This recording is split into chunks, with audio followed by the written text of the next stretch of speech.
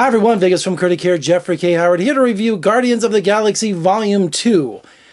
Yes, Volume 2. A little play on the mixtape, the awesome mixtape from the first movie. And there's also a great mixtape for the second movie. And rightly so, because the first Guardians was just a sleeper hit that came out of nowhere about an obscure Marvel comic from the 70s. I remember reading it when I was a kid, but I had no idea that something like that could translate to this big screen. James Gunn, the director, gets all the credit for that, and also putting together a really talented cast. Now, we have Star-Lord back. Yes, Chris Pratt is back as Star-Lord.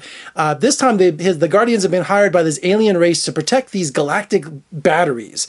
And I guess they're worth a lot of money in cosmic, economy or something like that. But of course, Rocket Raccoon steals a bunch, so this entire race, this highly advanced race, is after our Guardians. So in order to get saved, a mysterious stranger shows up in a ship and offers them safe passage to his little planet somewhere, some system, where they can hide out. And lo and behold, it turns out to be Kurt Russell, who plays Ego, who turns out to be his long-lost father. I'm not giving any spoilers away that you haven't seen in the trailer 1,000 times. I'm not giving any spoilers away. So that pretty much sets up the movie. So the movie does have a very thin veil of a plot.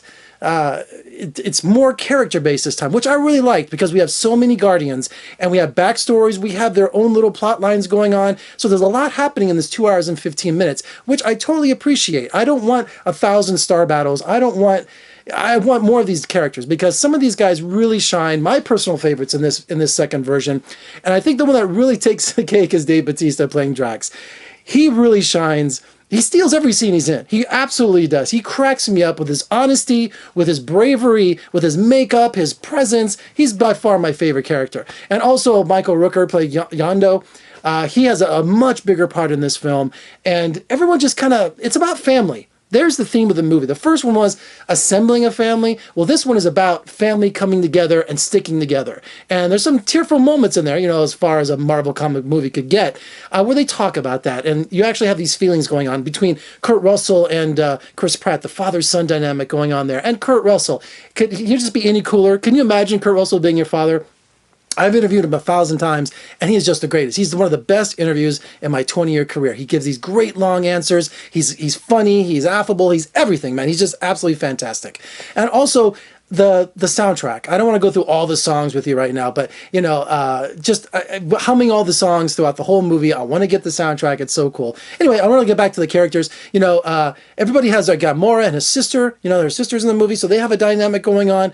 You have everybody's got their time to shine. Rocket Raccoon, he has a little a learning curve there, or not learning curve. What's the word? He has a growing experience, a learning experience. What a jerk he can be. Well, even he, by the end of the movie, has gone on this journey where he's changed forever. So it's pretty cool. And I saw it in 3D, and I hate 3D, but this time the effects worked. They really did. So this was pretty cool. I was really surprised, even right down to the Walkman. It was a pretty cool sequel. Full of cameos. Look for, of course, Stan Lee. And there's this rumor going around on the internet that all his appearances, all his cameos, and all the Marvel films are linked together. This kind of cameo says that. Also, of course, stay to the end of the film. It ends like 3 or 4 times. You'll see all these cool little vignettes, that we all come to expect from Marvel. Also, look out for Seth Green as Howard the Duck. I collected Howard the Duck when I was a little kid because my last name's Howard. So I love Howard the Duck. Not the movie that George Lucas did. Just forget that. But the comic book was awesome. Completely your natural voice. I am Groot. Do it a few more times like that. I am Groot.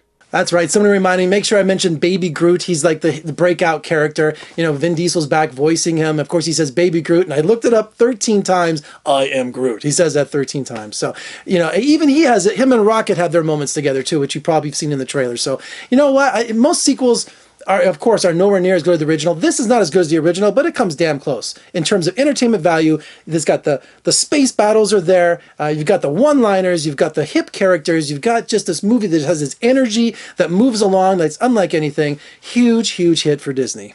All right, so check out Guardians of the Galaxy in theaters now. Check it out in IMAX, which I wanted to do. My screening didn't have that, so I was kind of bummed out about that.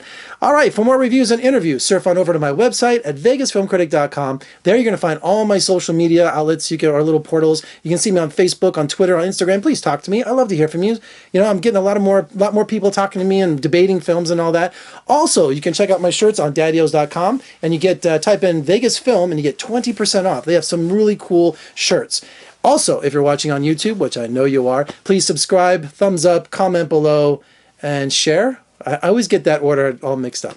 I'm Jeffrey K. Howard in Las Vegas. Thank you so much for joining me today. I'll see you next time.